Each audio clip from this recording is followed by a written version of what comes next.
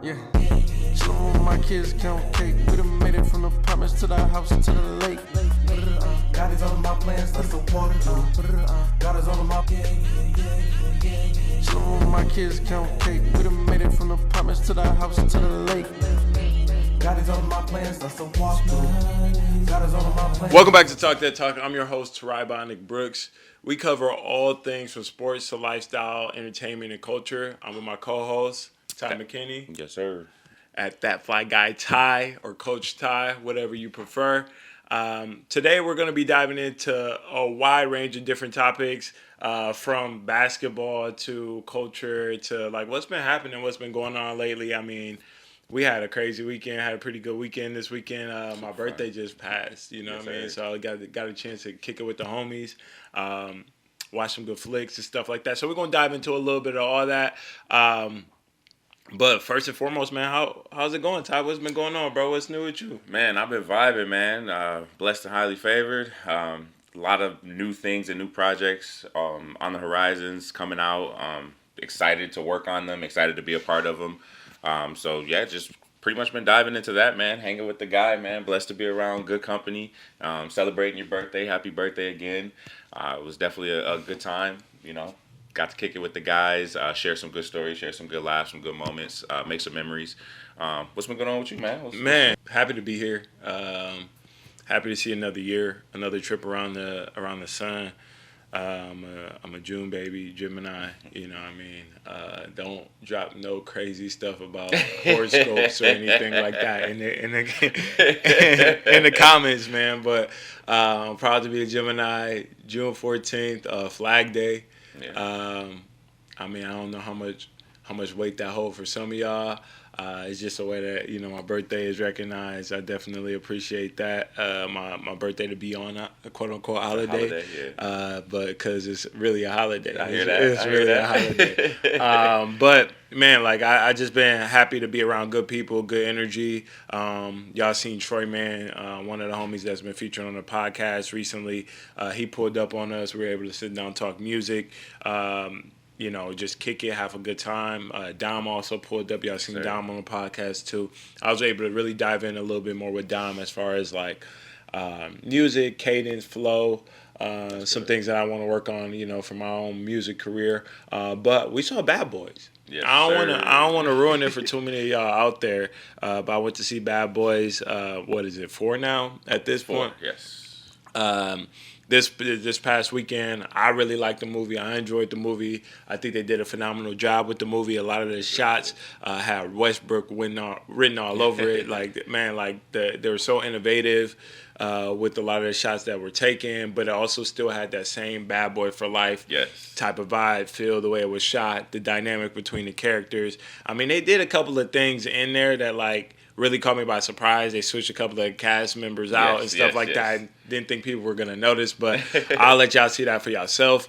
I don't think it was too abrupt. They did it in a way where it flowed with what was going on. Yes, but no. He said yes, but no. Yes, but it was no. Noticeable. No, it was noticeable. They pulled the Fresh Prince Bel-Air, man. Yeah. I ain't gonna lie. They pulled totally the Fresh Prince, bro. Come on, bro. It was totally noticeable. Come on, it wasn't like you were like, I mean, but I don't know yet.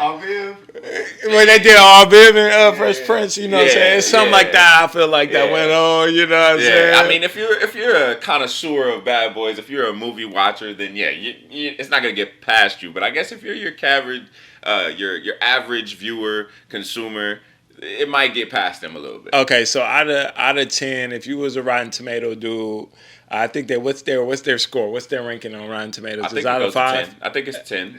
It's 10? Okay, so if you were a film critic, what would you give that film? Man,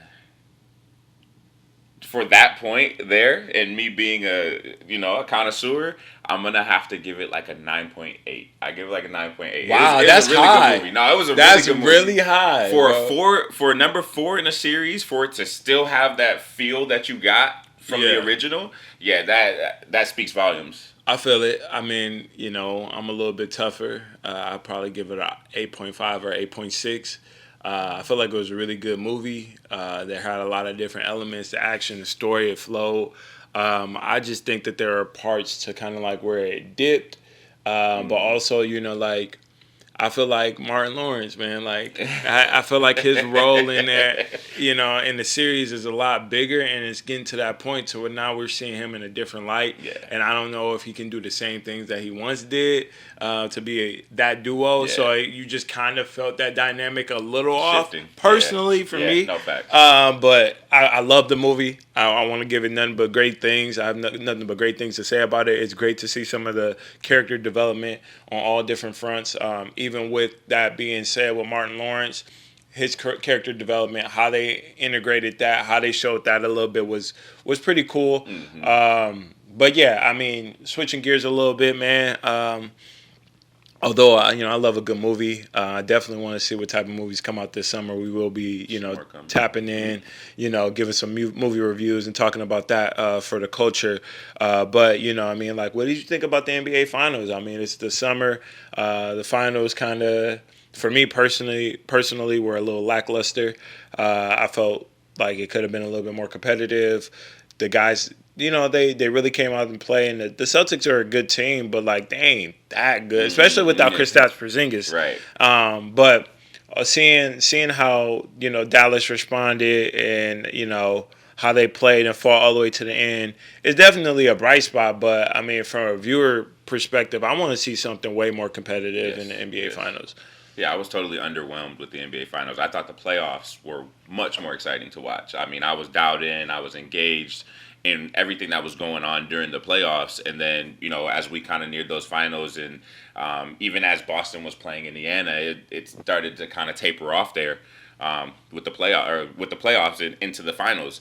The hype, the excitement, all of that kind of just started to die down. And I mean, we had our excitement for the matchups. We wanted to see Kyrie and Luka go at it with Tatum and Brown in the cast. So, there was some excitement there, but I think a lot of it started to taper off.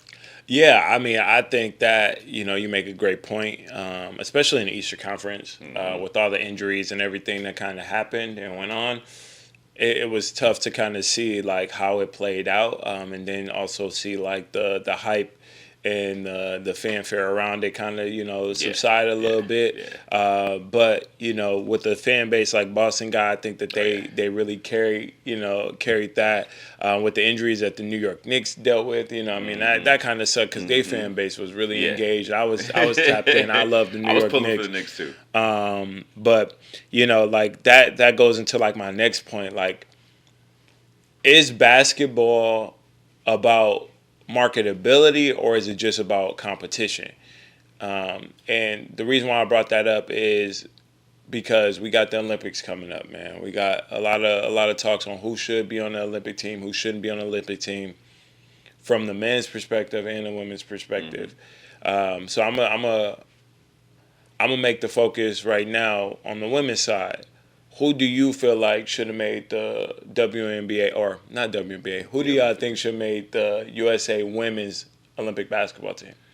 Man, so I'm personally not too familiar with those being selected, but I do know that there's some names being thrown around and that are in the headlines and things like that. As far as who I think should be selected, I don't have a personal preference or again, a person because I haven't been watching too much, but there's a lot of great athletes doing their thing right now that definitely deserve to be recognized and definitely deserve to be in that position. Yeah. A lot of the rookies right now, they're shining, they're doing their thing. Their consideration is warranted as well. Yeah, I mean, I definitely agree with you there. I feel like some consideration that should be there for some of the younger players in the league, but at the same time, I think that the players that were selected got good chemistry together. They played together for a while. They got the experience, and going into a Olympic year to where I think they can win either 7 or 8 gold medals. Like this can be their 7th or 8th gold medal in a row. So I feel like that's a huge goal for them going into this year. Do you think Caitlin Clark being left off the Olympic team is a good or a bad thing?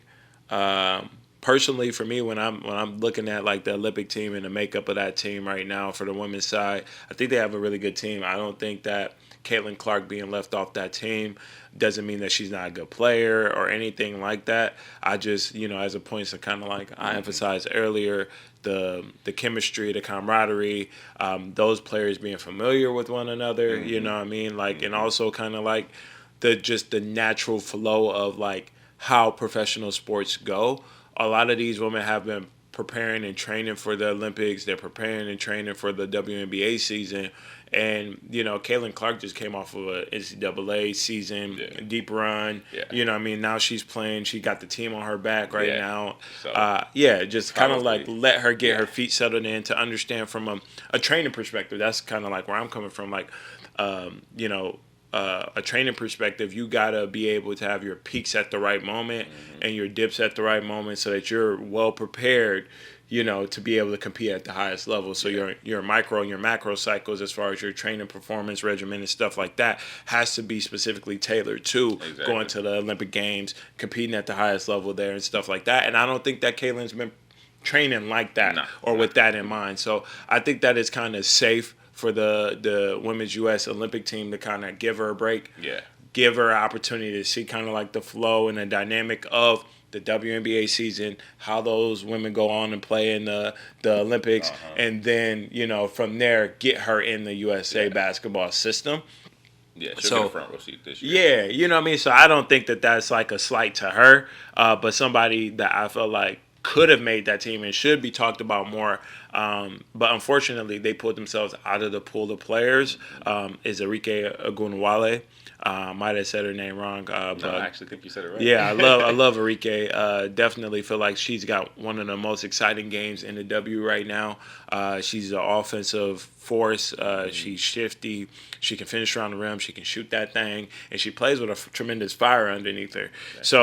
That's a person that I feel like when you talk about politics and you talk about like the politics of, USA basketball, that's a person that I feel like was slighted in that way for her not to get that consideration. If we're talking politics on the other end, Caitlin Clark could have added something to that from a marketability standpoint. I feel like she can really help grow the game. And I feel like that should have taken a little bit more priority from Team USA.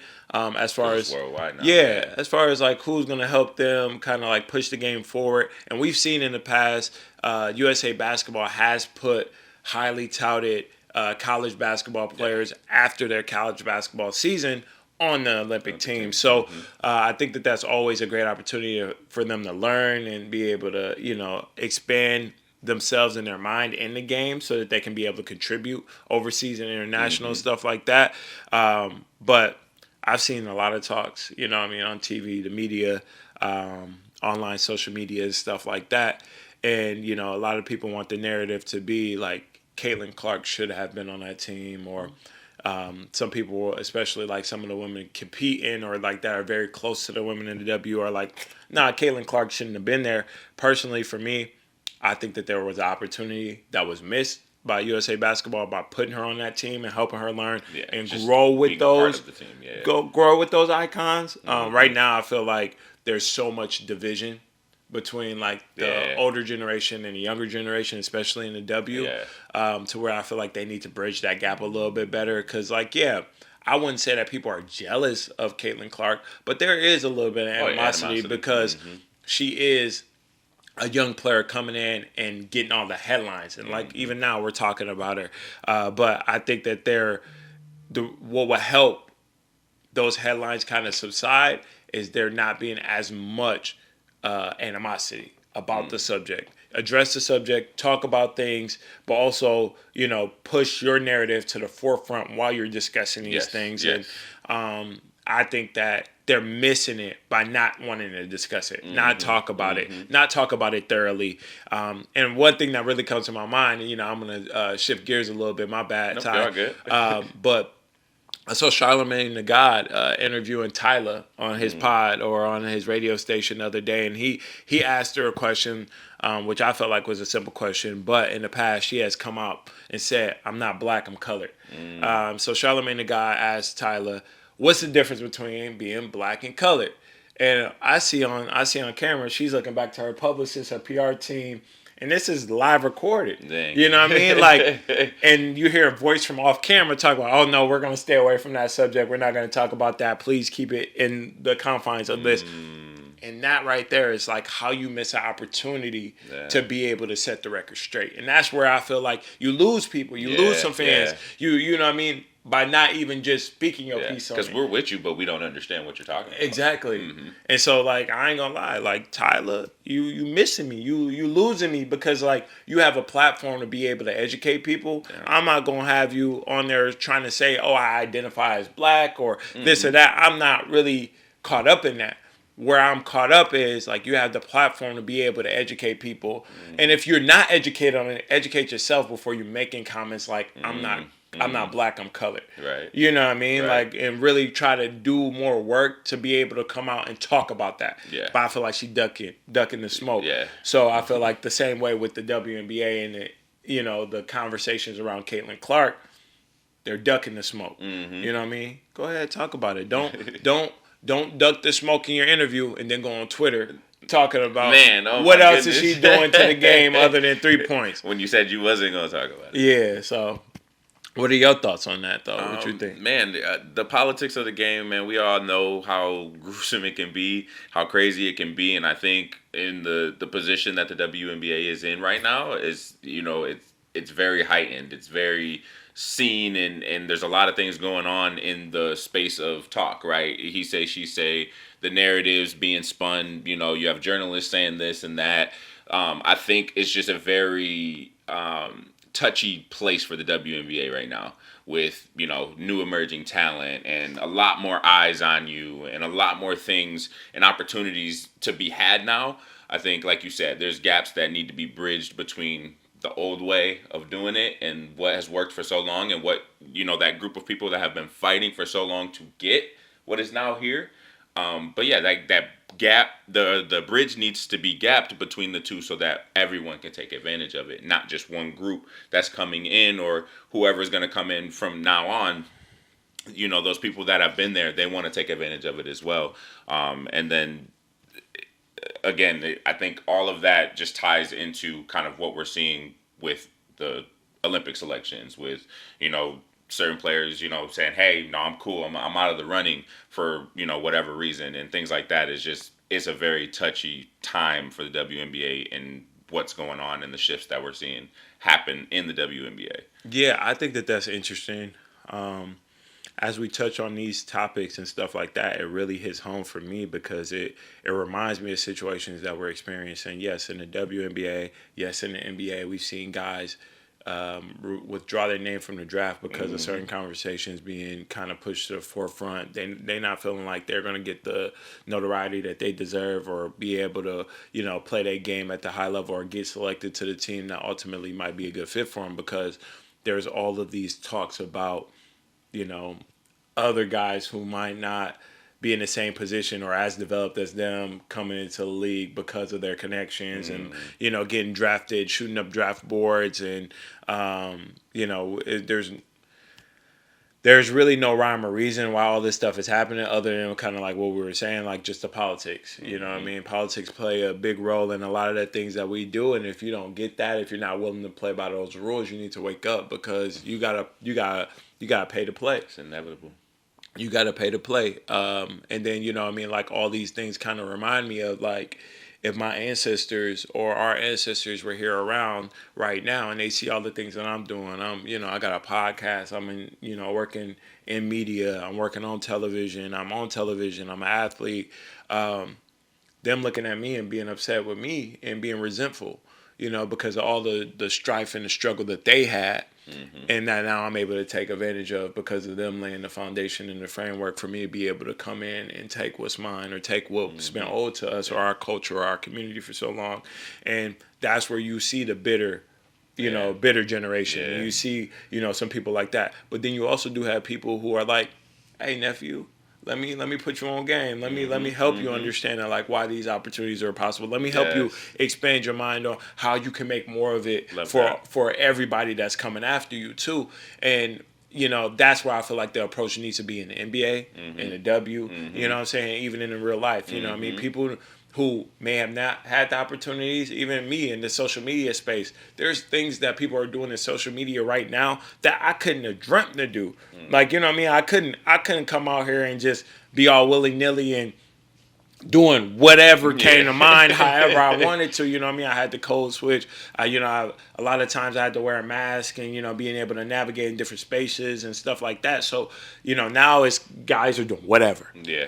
Guys are doing whatever on social media, blowing up, getting big, rapping, same type of thing. Like in every single industry, we're going to experience that. Yeah. But we need, good figures and people with their head on straight being able to give game to the younger generation and helping them understand how to navigate without hating. Yes. Spit the game. I mean, we were talking about it, I think, a couple of days ago. You can't truly master something until you can teach it. And then in teaching it, you master it more. Because now I'm able to pass on that game, and then through teaching it to you, I'm like, oh yeah, this, or different things might come to mind as you're teaching it to someone. So it's like, yeah, absolutely, pass it down. Anything that you take in, pay it forward. Absolutely. Yeah, you know what I mean. Like it's free game, and I definitely think that we have a lot to learn, a long way to go in just society.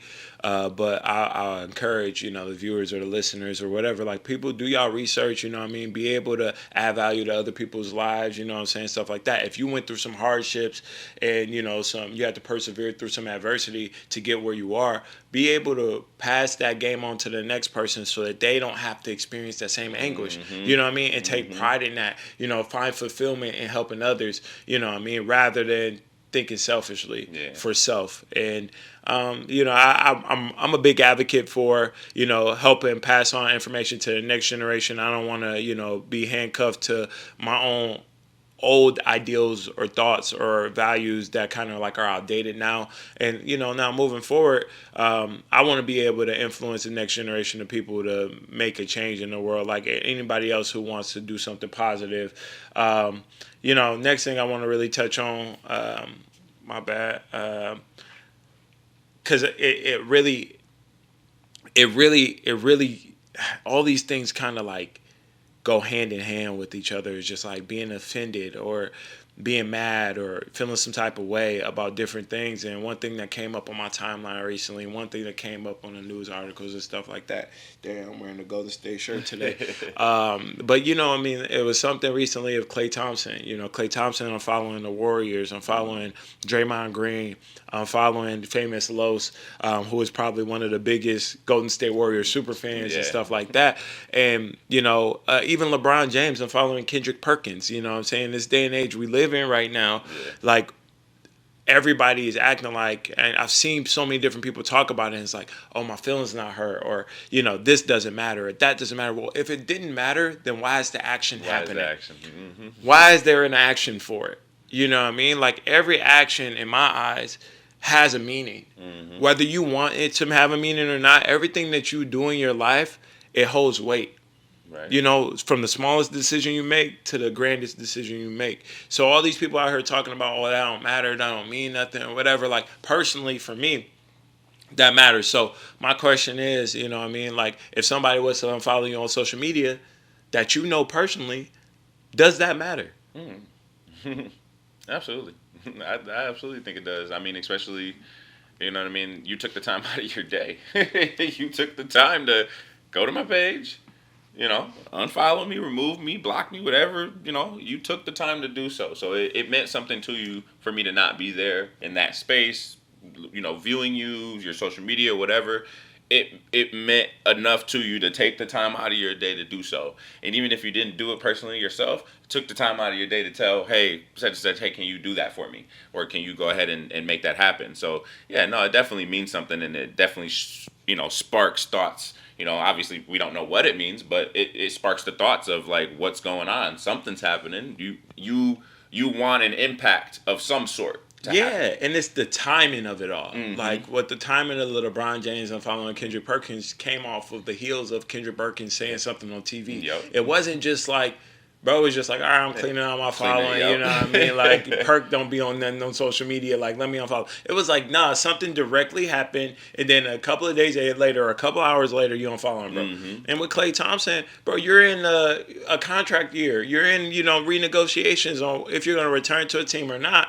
And then you want to pull the plug and unfollow some of the most, formidable, like, figures in that space or with that team or with that organization. And it's like, bro, you can't tell me that don't mean nothing. Yeah, exactly. And if you're on the end of receiving it, you can't tell me that, like, bro, it don't make you feel some type of way. Personally, for myself, like, I've been on one side of it to where it's like, yeah, I might have had somebody running my accounts or something like that, running my social, and I'm like, yo, just clear it out. Like, I don't even know who I'm following. Like, make it happen. You know what I mean? Like, but it was a mass. I was gonna say, it was a mass thing. Yeah, it was like I'm trying to clean house. So if, like, some of my homies got caught in the misfire of this and that, like, if they brought it up or if they said it or if they took notes, like, oh damn, hold up, I didn't know I wasn't following bro, or bro got unfollowed, and then let me hit that follow right back. You know what I mean? But no, like, if you brought it up and I ain't follow you back, you got to think about it, take a look at it, like, hey, what's been going on with me and bro? Have I been a good friend? Like, do I be posting on social media? Do I engage with their content, stuff like that? And I'll be honest, I'll be the first to admit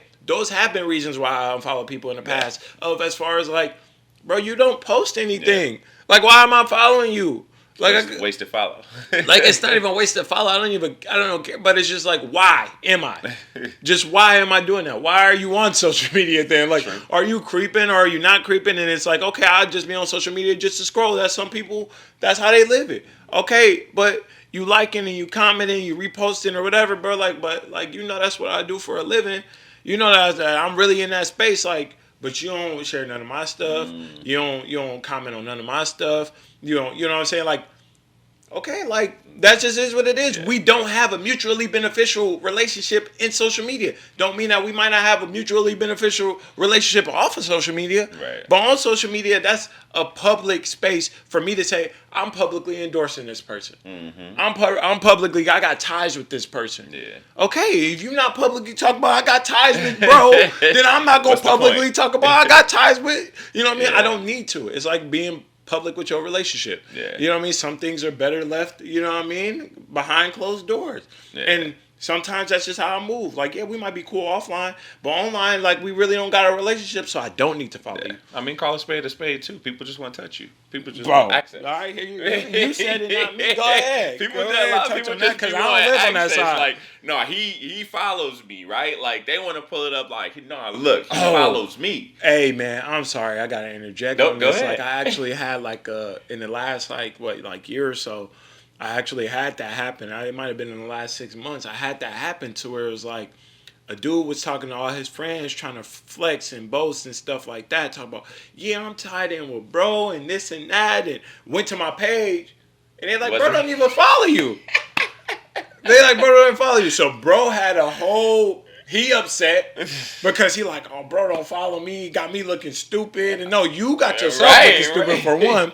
Because the whole reason why I didn't follow him in the first place was it wasn't all love with me and him. When I started this social media journey and when I started doing things online and on the internet and stuff like that, he was one of the first people to reach out to me and say, hey, man, what you doing ain't gonna work. He was like, you think you, because there's another guy that came from our city named Corey Wharton. I've done some TV shows with him and stuff like that. That's a homie. So do you think, following somebody on social media actually holds weight or not in your relationship? I mean, me personally, I think that certain things mean different things. But when it comes down to it, you have people who just, like you mentioned, want to just touch you, just want to say, I have that affiliation with that person knows me. And, I had a guy who actually went through that and, was boasting with a lot of his friends and stuff like that. Like, oh, I'm tapped in with bro, and then they go to my page and they're like, bro, I don't even follow you on social media. So that threw bro into a whole storm of emotions and stuff like that, hit the unfollow on me and stuff like that. But the backstory on why I didn't follow him in the first place was he was one of those people when I first got started that was like, what you're doing is not going to work. You know what I mean? Like, there's another guy, that comes from my hometown, Grand Rapids, Michigan, that I know personally. His name is Corey Wharton. And that guy even brought up Corey's name. This is way back in, 2018. You know what I mean? And he was like, "You think you Corey Wharton or something?" He the only person from the city that worked for. You know what I mean? And I was like, "Oh wow!" Like, for example, I'm different. Right. You know what I mean? I'm not trying to be like anybody else. My name is Tor'i Brooks. AKA Bionic. Like, that's who I am. I know. Right. I know who I am. And like, it was a person that never really supported any of the things I did. Never liked anything, never commented, never shared anything. And, that comment itself stuck with me. Right. You know what I mean? He definitely said it in a way to where he was like talking down on what I was doing, but then tried to flip it to be like, yeah, you know what? You should just come out here and come work for me. I said, damn. Like, it was serious. It was real. You know what I mean? And, fast forward to now, I do all these things. I actually, shortly later that year, I go on my first ever television show, and one of my castmates is Corey Wharton. We're original cast for a new TV show that had the biggest, ratings and premiere on, the network since something like Jersey Shore. So, you know what I mean? Like, we had millions of people tuned in, just to the premiere of that show. And then things kept going for me. You know what I'm saying? I know the basketball things. I toured the world, professional sports, influencing, all the different people that I've been able to work with and connect with. And then now that person came back around to try to act like he's tapped in with me and he's been a supporter of me this whole time. But that's why I didn't follow him in the first place. Right. You know what I mean? You're talking like that about me to some of my friends back home, and you're acting like what I'm doing isn't of substance or isn't gonna hold weight, or I'm not who I am. And a lot of times I've experienced that with people, in this space, in the social media space, and like they see me online or think they know me in the past, but don't really even know me. Nope. And they think that I'm this way, or they're thinking that I'm not going to achieve my goals and my dreams. And I mean, personally, I'm one of those people that is relentless in the pursuit of things that I want to accomplish. Yes, so it's like, if I have anybody standing in my way or that's doubting me or, talking about this or that, like, I'm definitely not going to publicly or in private really even like align myself with that person. Yeah, 100% right. It ain't just for show. You're real quick on like, like this wasn't just for the camera. Like, I really don't rock with you. But yeah, I mean that goes a long way. So to taking that back into the NBA and the NBA offseason, a lot of times we see stuff like that happen with different players, and they're making different moves, or they want to make statements, about, hey, like, we're kind of in a state of flux right now. And like, that's kind of how I feel and how I took the Klay Thompson situation, as far as like, I'm in a state of flux with the organization right now. Like, I'm unsure. I don't know what's going on. They're not offering me the money that I want. I think people going to throw me a bag this offseason. But regardless, like, this is going to be a storyline for our organization and for myself this season. And, I mean, like, it's about me. You know what I mean? And so it's like, like, that's creating more of a storyline for Klay this offseason, and, keeping it ambiguous. And it's also playing to his favor, to where people are like, oh, he might actually leave. Let's throw a bag at him. We might be able to go get him. The extra shove. You know what I mean? So nothing against Klay doing that, but there's a rhyme or reason why everybody does everything. Absolutely. So you can't ever convince me that that's not the case. Yeah, they try to sweep it under. Do y'all think Klay Thompson, who he is now, is worth a big bag? That's a great question. I mean, do we oftentimes do that, though? I'm gonna ask a question to your question. We oftentimes do that, right, with a player, what he's capable of and his potential, because he has done something. Exactly. But then, right, lately, he has not been that Klay Thompson. Towards the end of the season, he was not that Klay Thompson. Shooting slumps, all different types of things. But now, right, do we attribute that to the organization and the hardships he was going through and the things that were going on? Or do we just say, hey, this is what happened. Your stock is as good as what we just seen. And so, that's a tough one. I don't know. There's a lot of factors to that. So, I mean, I don't know. I don't know. Yeah, what are your thoughts on that? I'll be honest. When I look at things, and even when I look at things on a personal level, and I hope y'all get this, like the viewers at home, like, And yeah, we can't always be so reliant on a person and their history, right? Mm-hmm. You know, like people have to continue to be good people and have to continue to show up and perform for you throughout different stages and phases of your life. Mm-hmm. You can't just, you know, wake up one day and be like, oh, they had me 5 years ago, so you know Right. that bullshit that they own today Right. don't hold no weight. Like I'm gonna look past it. No, like people have a duty in your life, you know, to continue to show up in positive ways for you. In the same way for the, you know, the sports world, people have to continue to show up. So I'm more of a guy of like, what have you done for me lately? Mm-hmm. And when it comes to Klay Thompson, yes, his performance has been up and down throughout this season. I don't feel like, you know, he's the same Klay as he once was. But he is Klay Thompson. He's a guy that can shoot it at a high level. We still seen that. He still can knock down shots. And he's versatile on defense. He might not move the same laterally to be able to guard like the guards or the quicker guards, the shiftier guards now as he used to. But he's so versatile to where, yeah, he can stand in front of a guard, but he can also get down there and bang with somebody in the post. And that's a surprising thing for him, for him. But at the end of the day, when it comes down to it just comes down to who has the cap space. And like, yeah, you got a guy who comes from a prestigious background, organization and stuff like that, and still can produce in those specific areas at a pretty good level, at a high level, and greater than most. I just feel like he had such a superhuman type of performance early in his career to where people are holding him to this standard. But now he's still, you know, a pretty good NBA player. It's just the team structure is different. You know, the pieces they have around them. Like Golden State is nowhere near the same. Like, you know what I mean? Yeah. Like, so it isn't just about Klay Thompson. It's about a lot of the other things that are going on around him too. So I feel like he does deserve that big bag from a team that needs a player like that. You know what I'm saying? You gotta play. You gotta pay to play. I said that already. You gotta pay to play. So, you know, a team like Oklahoma City Thunder, you know, they got like $35 million in cap space. You know what I mean? I heard that they're trying to go pry Isaiah Hartenstein from the New York Knicks, so you can get him on. I feel like on a budget, and at the same time, you can offer somebody like Klay out there in there 20 million a year at that point. So it's like, and that's a help. That's a help. That's and a big help. But most teams, I don't feel like with the current structure of their team are able to do that or are willing to take that risk and pay the tax on a guy like that. Okay. But if you got the space, oh yeah, he worth it. Yeah, yeah, I hear that. I can see OKC. Yeah. That's why I say that every time. That's the one that I say every time because it's like, because they did the same thing with Gordon Hayward. no, Gordon Hayward is not the same as Klay Thompson, and I don't think that. They go back at him, though. Yeah, but exactly, but that's not the same situation. Yeah. Gordon didn't what he won. How many times did he lead the league in 3-point percentage? How versatile has he been on defense? Yeah. Like, bro's been versatile. Yeah, he's a great piece, but he's not Klay Thompson. not to go throw a bag at him piece. Yeah. That was not to go throw a bag at him piece.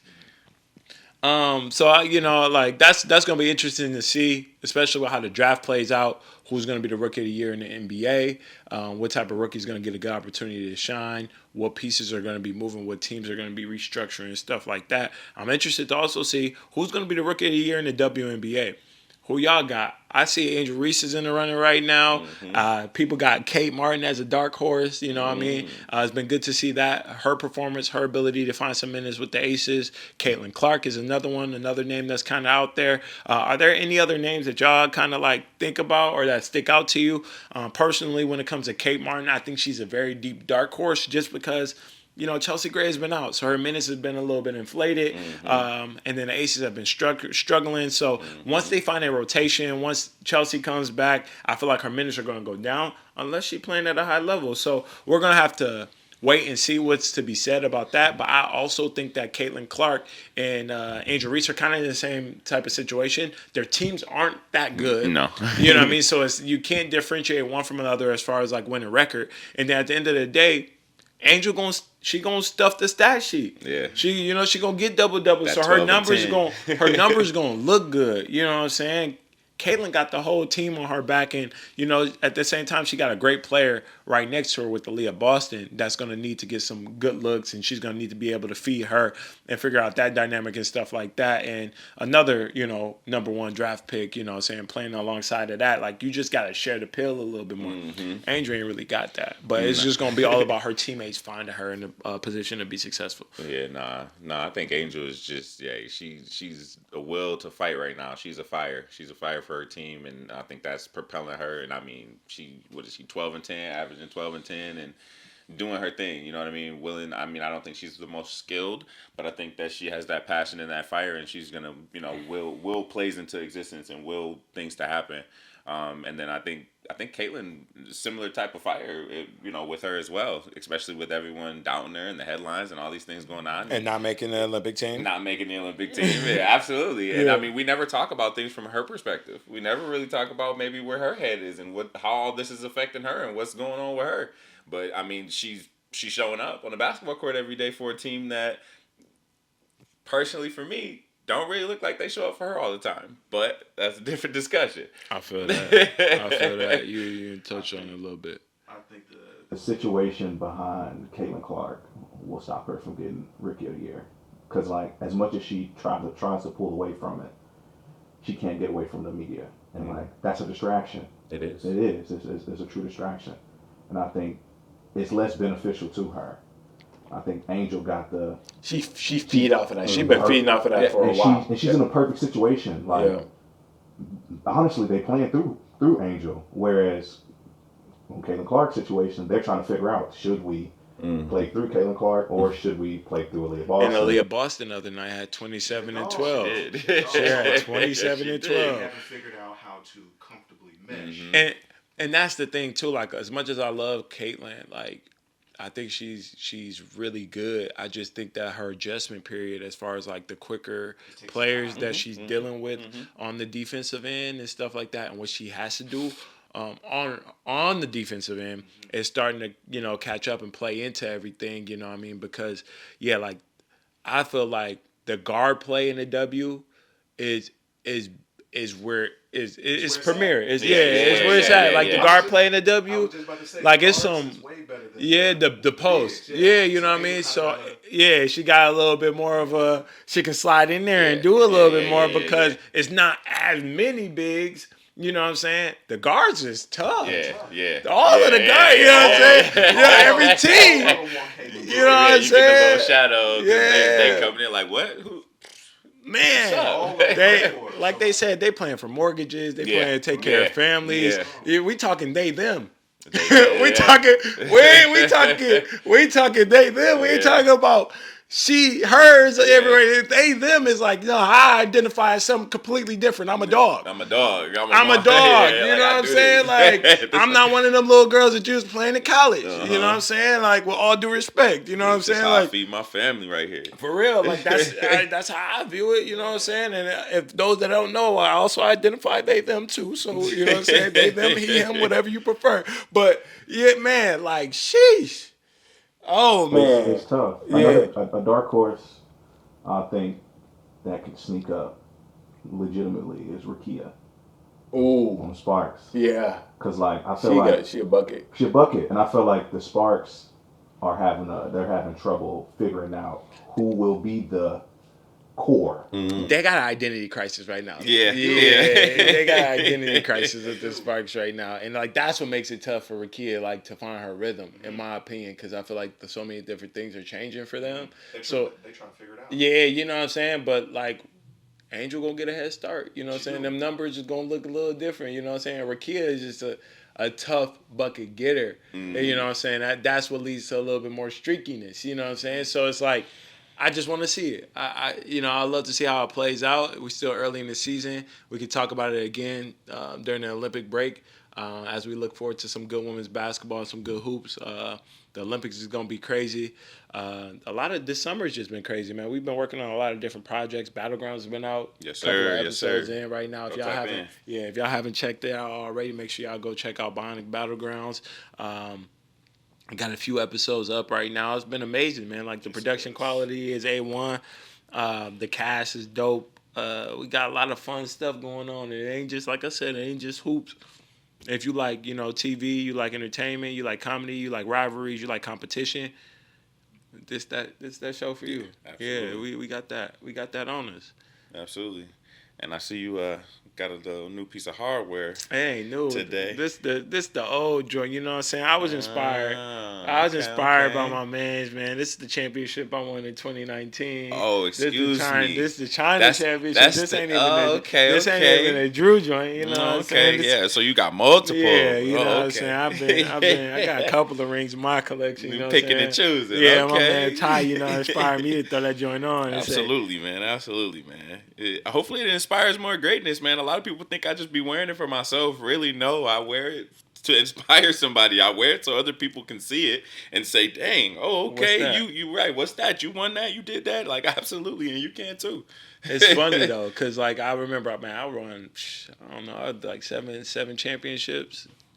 Like, you got 7 of them? I got like seven championship rings and stuff like that, man. But like, it's funny because like I didn't wear them. Like, I don't wear them. I don't put them on. Like, I just more so put them up. And it's like, nah, like, we did that. You did that. We did that. I know. I should be able to wear all 7 of them. Right. You know what I'm saying? I should be able to wear them if I feel like it. I remember, like, it just, like, coming up, it was just, like, this what do they call it? Like, this, shoot, I can't find the word exactly I'm looking for. But it was, like, almost like a self-sabotage. Or it's like a, it was a unknown like commonality that people were like where like they just don't wear their rings. Yeah. Like it's like what do they call that, man? Oh my goodness, I'm drawing a blank right now. But like those nuances, you know what I'm saying, that kind of exist within culture, and that's one of those nuances that exists once you win a championship. Is like, no, don't wear your championship. Nope, you wear it that day, woo, and you put it away. Yeah, you put it away. It's like, nah, like, I want to get back to, like, how I see my man Ty. I'm trying to rock my, you know what I'm saying? I'm trying to rock my and talk my, you know what I'm saying? Like, so, no, it feels good, man, but, like, it's been an amazing experience to get from, all those things that we've been through, that we persevered through to now, and, like, being able to, like, showcase, through hard work and dedication that, there's something on the other side, and there's like tangible proof to it. You know what I'm saying? But that goes to show, like, anybody out here listening, or the viewers right now, like, if there's anything that you want to achieve, like we talked on it a little bit in this episode of the podcast, it's all about your mindset, your motivation, how you work through different challenges. You got a lot of different people from the professional sports world, amateur sports world, and, just in life in general, music, entertainment, acting, influencing and stuff like that. Like, we have so many different challenges that we go against every day, but what separates the greats from the regular people is the ones that don't give up. That's it. The ones that keep going, no matter if life is quote unquote lifing, because I know a lot of people say that all the time, life been lifing, and so you stop, you don't do it anymore, your money low, your pocket's low, you hurting, you're going through something mentally, you're going through a family situation, your girl broke up with you, your man broke up with you, you got cheated on, your car got broken into, you got into an accident, you got an injury. Like, it's so many different things, and these are all personal things that I've been through, you know what I mean? But the biggest things that separated me from the next creator, or me from the next athlete, or me from the next entertainer is I'm just going to keep going regardless. So I appreciate y'all tapping in. Talk that talk. We go up every week. So make sure y'all continue to tap in, listen, following us on all platforms at talk_T3. I'm your host, Bionic Brooks. You can find me at Bionic Brooks straight through. Hey, I'm your guy, Coach Ty. You can find me at @FlyGuyTy, _FlyGuyTy on Instagram. And that's all we got for you, man. Continue to do your thing, talk your shit, and most importantly, let's be great. If y'all see me on the streets, make sure y'all say what's up. Peace.